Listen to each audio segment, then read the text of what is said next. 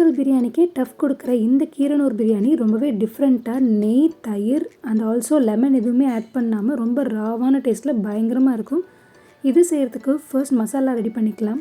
ஒரு மிக்ஸி ஜாரில் ஒரு 7-8 கிராம்பு, இது கூட ஒரு 2 பெரிய பட்டை துண்டு, ஒரு ஸ்டார் அனீஸ், கூடவே ஒரு 5-6 ஏலக்காய், ஒரே ஒரு அன்னாசி முக்கு, இது கூடவே கொஞ்சமாக சீரகம், கொஞ்சமாக சோம்பு ஆட் பண்ணிக்கிறேன். உங்கள்கிட்ட ஷாஜிரா இருந்தால் அதுவும் ஆட் பண்ணிக்கோங்க, பயங்கர டேஸ்ட்டாக இருக்கும்.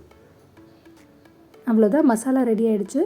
இப்போ அதே மாதிரி இன்னொரு மிக்ஸி ஜாரில் ஒரு பழுத்த தக்காளி 3 ஆட் பண்ணி அதையும் நல்லா பேஸ்ட்டாக அரைச்சி எடுத்துக்கோங்க. இப்போ ஒரு பெரிய சைஸ் வெங்காயம், அதையும் மிக்சியில் போட்டு நல்லா அரைச்சி எடுத்துக்கோங்க.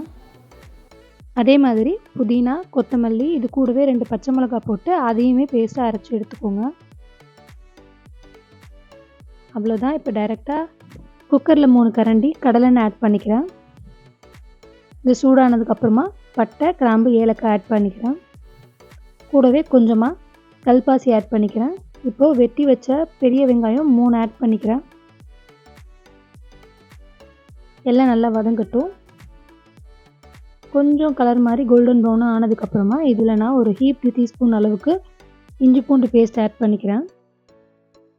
இஞ்சி பூண்டு பேஸ்ட் வாசனை போனதுக்கப்புறமா இதில் நம்ம அரைச்சி வச்சுருக்க அந்த கொத்தமல்லி, புதினா பேஸ்ட்டையும் ஆட் பண்ணிக்கலாம்.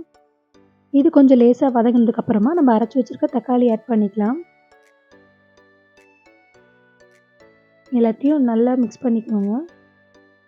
இந்த மாதிரி கலர் மாதிரி தக்காளியோட வாசனை போனதுக்கப்புறமா 2 டேபிள் ஸ்பூன் அளவுக்கு மிளகாய்த்தூள், 1 டேபிள் ஸ்பூன் அளவுக்கு நம்ம அரைச்சி வச்சுருக்க அந்த பிரியாணி மசாலா, கூடவே ஒரு பிஞ்ச் மஞ்சள் தூள், இந்த மசாலாவுக்கு தேவையான அளவுக்கு கல்லுப்பு, எல்லாத்தையும் நல்லா மிக்ஸ் பண்ணிவிட்டு நல்லா வதங்கட்டும். இந்த மாதிரி அல்வா கன்சிஸ்டன்சியில் இருக்கும். இந்த டைமில் நம்ம அரைச்சி வச்சுருக்க ஒரு வெங்காயத்தை இது கூட ஆட் பண்ணிக்கலாம்.